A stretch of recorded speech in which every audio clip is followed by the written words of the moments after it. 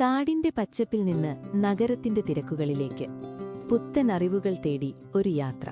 ആലത്തൂർ വനം റേഞ്ചിന് കീഴിലുള്ള മംഗലം ഡാം ഫോറസ്റ്റേഷൻ പരിധിയിലെ തളികക്കല്ല് AVSSന്റെ ആഭിമുഖ്യത്തിൽ മൂലങ്കോട് ശ്രീ കുറുമ്പ ചാരിറ്റബിൾ സൊസൈറ്റിയുടെ ഉദാരമായ സഹകരണത്തോടെ കഴിഞ്ഞ ജനുവരി 24-ന് ഒരു പ്രത്യേക പഠനയാത്ര സംഘടിപ്പിക്കുകയുണ്ടായി.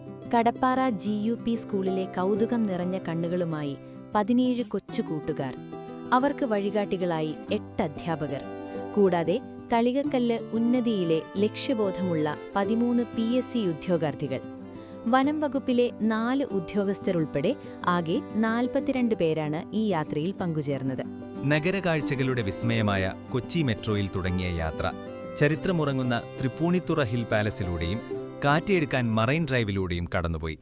ഒടുവിൽ പുതുവൈപ്പിൻ ബീച്ചിലെ തിരമാലകളെ സാക്ഷിയാക്കി ആ ദിനം അറിവിന്റെയും ആനന്ദത്തിന്റെയും വലിയൊരു പാഠപുസ്തകമായി മാറി.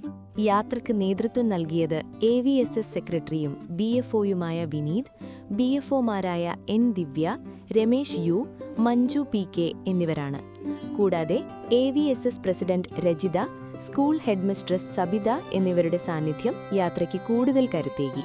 വനവും നാടും കൈകോർക്കുമ്പോൾ പിറക്കുന്നത് ഇത്തരത്തിലുള്ള സുന്ദരമായ നിമിഷങ്ങളാണ്. വരും തലമുറയ്ക്ക് പ്രകൃതിയോടൊപ്പം തന്നെ ലോകത്തെയും അടുത്തറിയാൻ കേരള വനം വകുപ്പ് എന്നും കൂടെയുണ്ടാകും.